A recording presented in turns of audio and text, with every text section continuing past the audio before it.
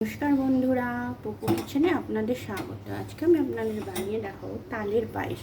তার জন্য এখানে আমি 1 লিটার দুধকে ঘন করে ফুটিয়ে নিয়েছি। এখানে আমি নিয়েছি ছোটো বাটির 1 বাটি তাল, কিছুটা কাজু কিশমিশ আর ছোটো এলাচ ফাটিয়ে নিয়েছি।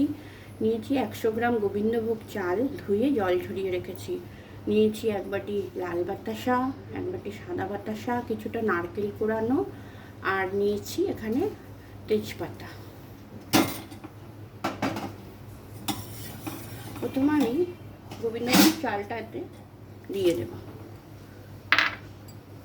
এটাকে আমি ফুটতে দেব। বন্ধুরা, দুধ আর চাল ফুটে উঠেছে, এর মধ্যে আমি তেজপাতা দিয়ে চালটাকে সেদ্ধ হতে দেব। 5-7 মিনিট আমি এটাকে ফুটিয়ে নিয়েছি, চালটা আমাদের সেদ্ধ হয়ে গেছে। এবার আমি এতে দিয়ে দেবো ফাটানো ছোটো এলাচ। তারপর আমি দিয়ে দিচ্ছি লাল বাতাসা, এখানে আমি সাদা বাতাসাও দিয়ে দিলাম। এবার এটা ভালোভাবে মিশিয়ে নেব। এবার আমি এতে দিয়ে দিচ্ছি কাজু আর কিশমিশ কুচিয়ে রেখেছি সেটা। এবার আমি দিয়ে দিলাম নারকেল। আবার আমি এটা ভালো করে মিশিয়ে নেব। এবার আমি এতে দিয়ে দেব তালটা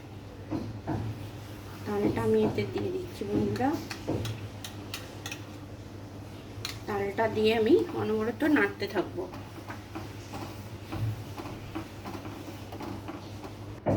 বন্ধুরা, রেডি আমাদের তালের পায়েস। এবার আমি গ্যাসটা অফ করে দিচ্ছি।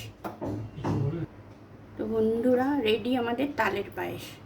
এটা ঠাকুরের ভোগেও আপনারা বানিয়ে দিতে পারেন। বন্ধুরা, যদি আমার রান্নার ভিডিও আপনাদের ভালো লেগে থাকে তাহলে চ্যানেলটাকে সাবস্ক্রাইব করে একটা লাইক করে দেবেন।